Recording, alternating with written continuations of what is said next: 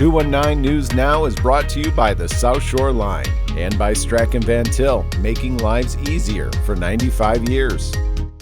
I'm Andrew Garcia, and this is your 219 News Now. A burning cross ignited a fire at Lake Hills Baptist Church in the Tri-Town area on Monday morning, prompting a response from multiple fire departments. Firefighters quickly extinguished the burning cross and prevented the fire from spreading further into the building, which sustained minor smoke damage.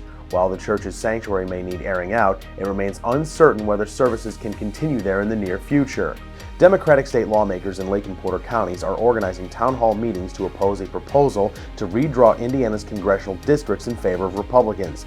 The events will feature discussions on redistricting and other regional challenges, with legislators highlighting the potential consequences of early redistricting urged by Republican leaders like President Donald Trump. Concerns have been raised that redrawing the districts could impact the traditionally Democratic-held 1st Congressional District, currently represented by Congressman Frank Mervan. Unemployment rates in the Calumet region showed improvement in August, with Lake County ranking 2nd and Stark County 5th in jobless rates statewide. The Gary metropolitan area, covering Lake, Porter, Newton, and Jasper counties, saw its unemployment rate drop to 4.7% from 5.1% in July. Lake County recorded a 5% jobless rate in August, down from the previous month and year.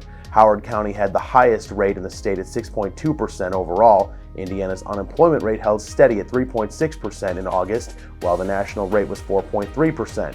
And in sports, after a 20-15 road win over Iowa on Saturday, the Indiana football team heads into a bye week before a showdown with an Oregon team ranked in the top 5.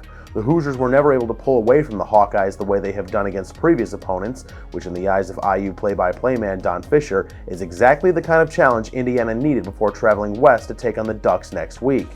Either team could get any real traction on making this a ball game where they could take it out of your hands. And that was what I think was really cool about why Indiana was able to win the game, because that requires you to hang in there, to stay in there and not, Signetti talks about the fact that you've got to play one play at a time, not to get too high, not to get too low. You got to be steady and calm under those circumstances. And I think that proved that his philosophy about that absolutely pays dividends, which it did on Saturday.